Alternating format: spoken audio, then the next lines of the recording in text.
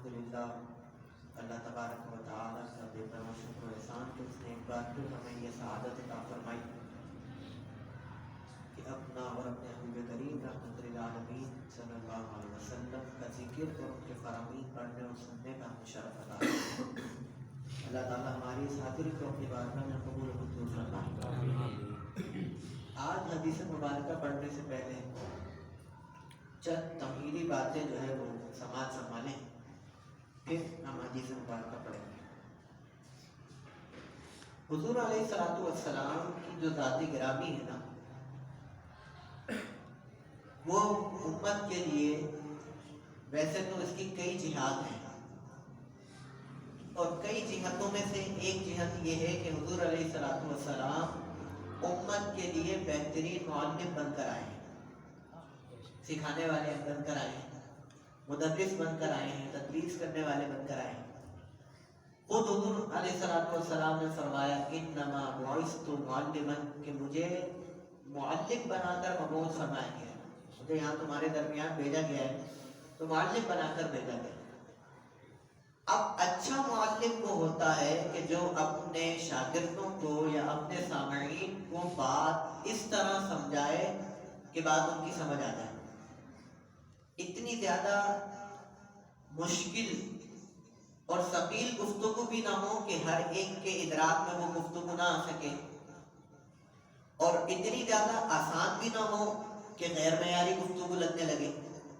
تو اچھا معلم وہ ہوتا ہے کہ جو اگر اس کے سامنے دیکھیں طالب علم کی مختلف کیفیات ہوتی ہیں۔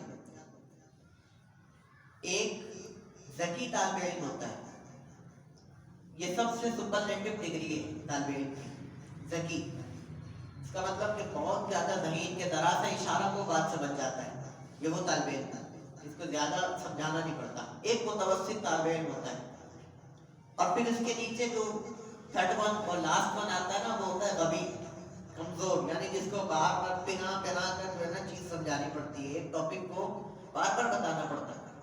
آپ دیکھتے ہیں کہ جماعت میں ایسے لوگ ہوتے ہیں، ٹھیک ہے نا؟ تو اب بات ایسی ہو، اور اچھا معلم تو وہ ہوتا ہے کہ وہ ہر طرح کے جب وہ بات کرے تو وہ ذکی بھی سمجھ جائے اور غبی بھی سمجھ جائے، متوسط تو خیر سمجھنے والا ہوتا ہی، ٹھیک ہے نا؟ تو اب حضور علیہ الصلوۃ والسلام کی جو تعلیم و تعلق کا سلسلہ تھا، جو وہ تدریس فرمایا کرتے تھے، تو اس میں کئی طریقے اپنایا کرتے تھے۔ مثال کے طور پر کئی مرتبہ مشاہدہ فرما کر حضور تدریس فرمایا کرتے تھے۔ ایک صحابی حضرت ابو ذر غفاری رضی اللہ تعالیٰ روایت کرتے ہیں کہ سردی کا موسم تھا اور پتے جھڑتے ہیں سردی کے موسم میں، تو حضور علیہ الصلوۃ والسلام باہر تشریف لائے اور مجھے فرمایا، درخت کی شاخ ہلائی، اور جب شاخ ہلائی تو پتے گرے، کمزور ہوتا ہے سردی میں، پتے جھڑ رہے ویسے ہی جھڑ رہے ہوتے ہیں، درخت کی شاخ ہلائی تو بہت سارے پتے گرے۔ اب فرمایا کہ ابو ذر دیکھو یہ پتے گرے ہیں، جس طرح سردی کے موسم میں درخت سے پتے گرتے ہیں، اس طرح جب بندہ بخار میں ہوتا ہے تو اس کے گناہ جھڑ رہے ہوتے ہیں۔ اب مشاہدہ کر کے فرمایا۔ پھر کئی مرتبہ استعارات دے کر اور کنایتاً کوئی بات سمجھائی جاتی ہے، مثال دے کر۔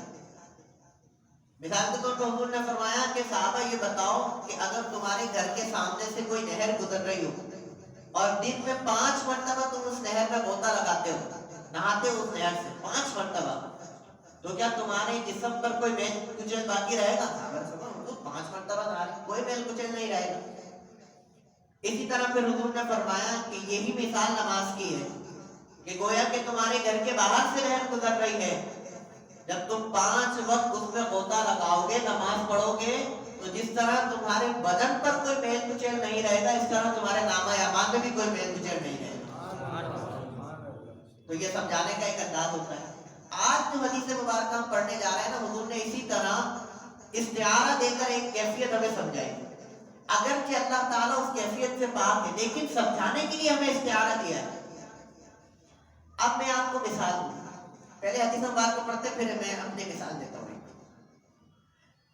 وعن ابی حمزہ، حضرت ابو حمزہ رضی اللہ تعالیٰ روایت کرتے ہیں، یہ کون ہے؟ حضرت انس بن مالک، خادم رسول اللہ، اے سبحان اللہ، لقب دیکھیے آپ ان کا، خادم رسول، کیسی بڑی سعادت ہے، کیسی بڑی پوسٹ ہے، دنیا کی بڑی سے بڑی پوسٹ نیچے، رسول اللہ کا خادم اوپر۔ حضرت انس بن مالک حضور کے خادم رہے ہیں، ساری زندگی حضور کی خدمت کی، حضور کے ساتھ رہا کرتے تھے، وضو حضور کو کروایا کرتے تھے، کیسی بڑی سعادت۔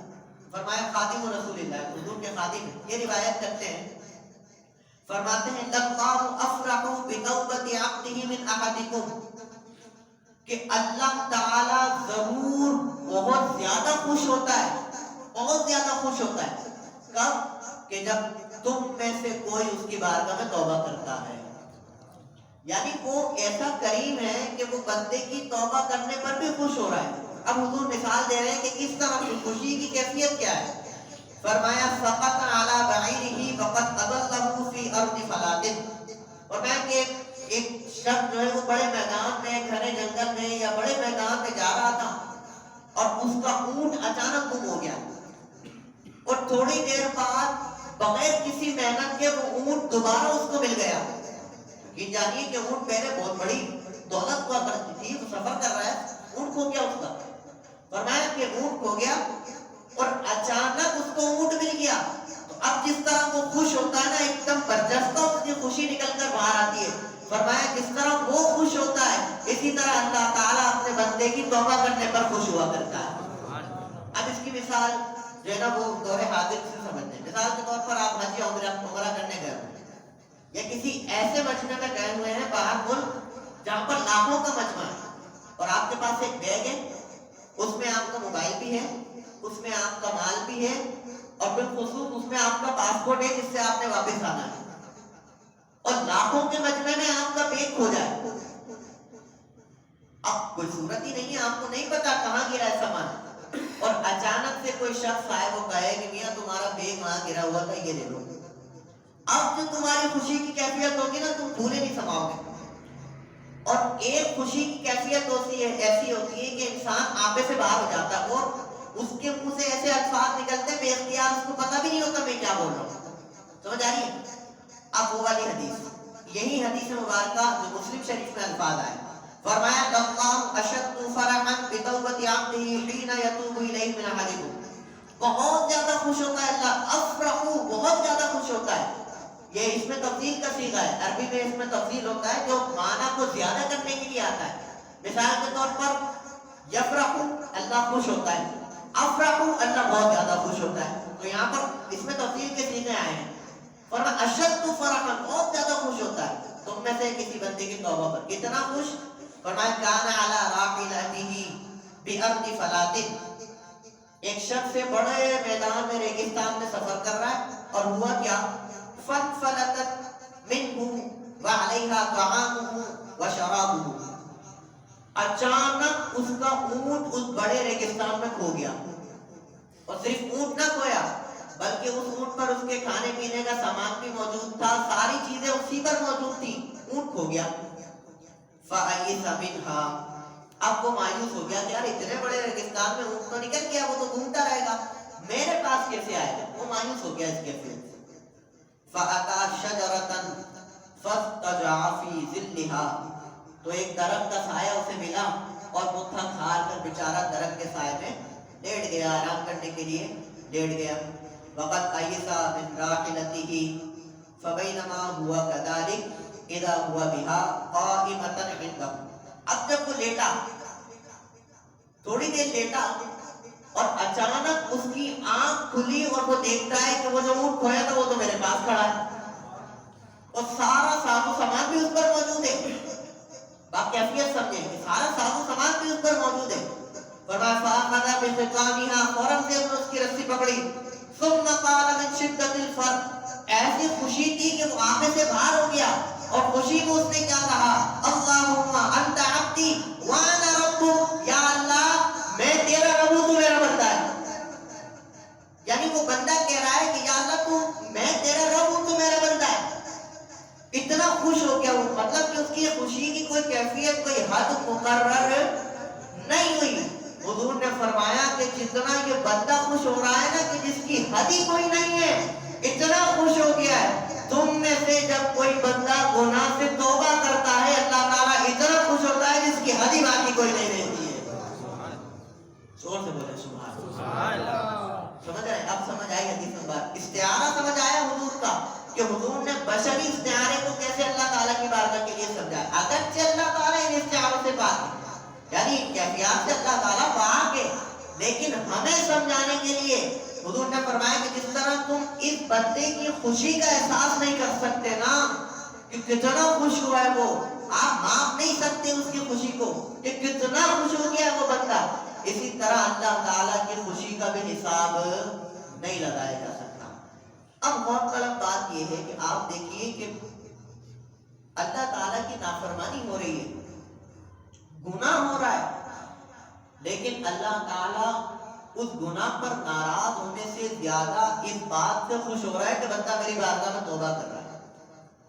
اس کو تو اتنی توبہ پسند ہے، وہ تو اس کی تو رحمت ہر روز بندے کو پکارتی ہے کہ جو تم توبہ کر رہے ہو، تو تم گناہ کر رہے ہو، اس کی توبہ کرو، میں توبہ قبول کرنے والا ہوں. اجیب دعوت الداعی اذا دعان فلیستجیبوا لی ولیؤمنوا بی. فرمایا کہ اجیب دعوت الداعی اذا دعان، میں تو ہر پکارنے والے کی پکار کا جواب دیتا ہوں. کوئی ہمیں پکار کر تو دیکھے، ہر پکارنے والے کی پکار کا جواب دیتا ہوں.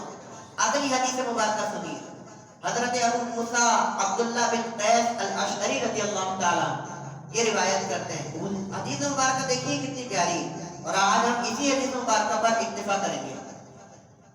ان اللہ تعالی یبسط یدہ باللیل لیتوب مسیء النہار، کہ اللہ تعالی رات میں اپنے دست رحمت کو پھیلا دیتا ہے کہ اگر کسی نے دن میں کوئی گناہ کر لیا ہے تو وہ رات میں اس گناہ سے توبہ کر لے.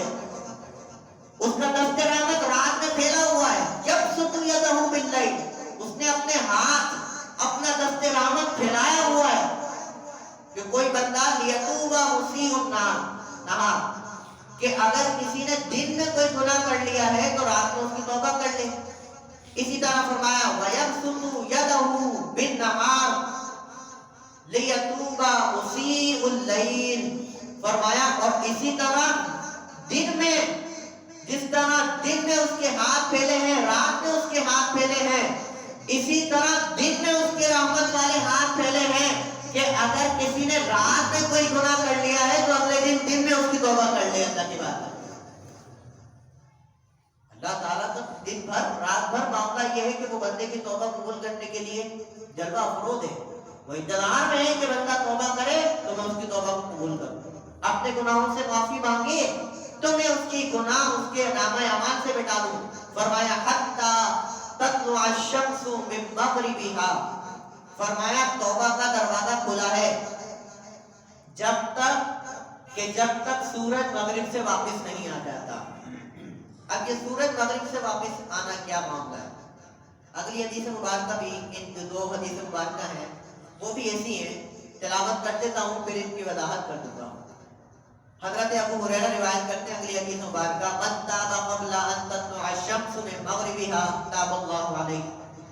فرمایا کہ جو شخص سورج کے مغرب سے نکلنے سے پہلے تک توبہ کر لیتا ہے تاب اللہ علیہ، اللہ تعالیٰ اس کی توبہ کو قبول کر لیتا ہے. بس توبہ کرے اللہ تعالیٰ کو قبول کرنے والا ہے. پھر فرمایا ان اللہ عز وجل، حضرت عبداللہ بن عمر روایت کرتے ہیں ان اللہ عز وجل یقبل توبۃ العبد ما لم یغرغر. فرمایا اللہ تعالیٰ بندے کی توبہ قبول کرتا ہے جب تک کہ سورج مغرب سے نہیں نکل آتا. اب آپ دیکھیے کہ سورج مغرب سے نکل کر آنے کی کیا وجہ ہے. سورج تو مشرق سے طلوع ہوتا ہے نا، غروب مغرب میں ہوتا ہے، تو یہ مغرب سے کب کیسے نکل رہا ہے، کیوں نکل رہا ہے سورج؟ تو قیامت کی ایک نشانی ہے کہ سورج ایک مرتبہ مغرب سے نکلے گا. یہ قیامت کی بڑی نشانیوں میں سے ایک نشانی. سورج کہاں سے نکلے گا؟ مغرب میں غروب ہوگا اور مغرب سے ہی واپس نکلے گا صبح کے وقت. اب جب سورج مغرب سے نکل جائے گا نا، اس سورج کے مغرب سے نکلنے کے بعد نہ کسی کا ایمان لانا قبول ہوگا، نہ کسی کی توبہ قبول ہوگی. اب آپ کو مجھے بتائیں کہ کب نکلے گا مغرب سے، ہو سکتا ہے کل ہی نکل جائے، ہمیں پتہ ہے، حضور نے نہیں بتایا کب نکلے گا. فرمایا قرب قیامت ایسا ہوگا کہ سورج ایک بار مغرب سے نکلے گا، اور یہ علامت ہوگی مغرب سے نکلنا، یہ ساری دنیا کو دکھا دیا جائے گا، اور یہ علامت ہوگی کہ بس اب سورج مغرب سے نکل گیا ہے، اب کسی کی بھی توبہ قبول ہونے والی نہ کسی کا ایمان لانا ان سے کام دے۔ اب قیامت ہی آئے گی، اب جس نے جو کر لیا اس نے اس کا حساب دینا ہے، اب توبہ قبول نہیں ہوگی، اب قیامت ہی آئے گی اس کے بعد۔ تو ہمیں تو پتہ ہی نہیں ہے کہ سورج کب مغرب سے نکلنے والا ہے، کسی کو بھی نہیں پتا، ہو سکتا ہے ایک دن بعد ہی نکل آئے، ہماری زندگی میں ہی نکل آئے۔ تو پھر اس سے سبق کیا ہے؟ اس سے سبق یہ ہے کہ جب تک اللہ نے ڈیل دی ہوئی ہے اللہ کی بارگاہ میں رجوع کر لیجئے۔ جس دن سورج مغرب سے نکل گیا انہوں نے فرمایا کہ توبہ قبول نہیں ہوگی، تو روزانہ اللہ کی بارگاہ میں توبہ کریں، اپنا احتساب کریں۔ جب رات کو آپ بستر پر جاتے ہیں تو اپنا احتساب کریں، حساب لگائیں کہ یار صبح سے لے کر رات تک میں نے کیا کیا نیکیاں کی ہیں، کیا کیا گناہ کر دیے۔ اب جتنے گناہ کر دیے تو پھر 3 باتیں ہم نے 3 شرطیں گنوائی تھی گناہ سے توبہ کرنے کی، کیا تھی؟ ماضی میں ندامت ہونی ہے، حال میں وہ گناہ چھوڑ دینا ہے، اور مستقبل میں اس گناہ کو نہ کرنے کا عزم کرنا، ارادہ کرنا ہے، اپنے آپ سے وعدہ کرنا ہے۔ لہذا روزانہ سورج نکلنے سے پہلے کم از کم اللہ کی بارگاہ میں یہ رجوع کریں کہ آج کے دن جو ہم سے غلطیاں ہوئی ہیں مولا آج کے آج معاف فرما دے، اور اس سے پہلے جتنی غلطیاں ہوئی ہیں وہ بھی اللہ معاف فرما دے، تاکہ اگر کل کو یہ ہو جائے کہ یہ وقت ہماری آنکھوں کے سامنے آ جائے، اللہ تعالی ہمیں اس سے محفوظ فرمائے، ایسے وقت سے محفوظ فرمائے، یہ منظر ہمیں نہ دکھائے۔ واقعی میں یہ منظر بڑا دردناک منظر ہے، ہم اس کے قابل نہیں ہیں، یقین جانی ہمارے کو تو ہوش ہی نہیں ہے نا، ہم تو توبہ نہ کر رہے ہیں، کچھ نہیں ہو رہا ہمارے ساتھ، اگرچہ سورج آ گیا مغرب سے باہر پھر کیا کر لیں گے؟ اللہ تعالی ہمیں ان تمام آزمائشوں کو محفوظ فرمائے، اور وقتاً فوقتاً اللہ کی بارگاہ میں رجوع کرنے کی توفیق عطا فرمائے، توبہ کرنے کی توفیق عطا فرمائے، اور توبہ سے بھی بڑھ کر دیکھیں گناہ ہوتا ہے ابن آدم سے، لیکن گناہوں سے بچنے کی ہمیں ضرور توفیق عطا فرمائے۔ گناہ ہوگا، التائب من الذنب کمن لا ذنب له، حضور نے فرمایا کہ گناہ کر کے توبہ کرنے والا ایسا ہے جیسا کہ اس نے گناہ ہی نہیں کیا، اس نے گناہ ہی نہیں کیا، ایسا ہے گناہ سے توبہ کرنے والا۔ اور ہم ہیں کہ خواب غفلت سے جو ہے وہ ہماری بیداری نہیں ہو رہے، اٹھ ہی نہیں رہے، ہمیں اٹھ ہی نہیں آ رہا ہے۔ اللہ تعالی ہمیں اپنے سلیم عطا فرمائے، آمین، وآخر دعوانا الحمدللہ رب العالمین۔ اللہم صلی علی سیدنا و مولانا محمد وعلی آلہ واصحابہ وبارک وسلم۔ مولا کریم جو کچھ بڑا سنا اسے اپنی بارگاہ میں قبول و منظور فرما، غلطی کوتاہی کمی بیشی بے ادبی معاف فرما، اس درس حدیث کا وسیلہ اور اس کی برکت مولا کریم ہم سب کے گناہوں کو معاف فرما، ہم سب کے صغیرہ کبیرہ گناہوں کو معاف فرما، ہمارے والدین کے گناہوں کو معاف فرما دے، ہمارے اہل و عیال کے گناہوں کو معاف فرما، اور کل امت مسلمہ کی مغفرت و بخشش فرما۔ صلی اللہ تعالی علی حبیبہ خیر خلقہ محمد وعلی آلہ واصحابہ اجمعین برحمتک یا ارحم الراحمین۔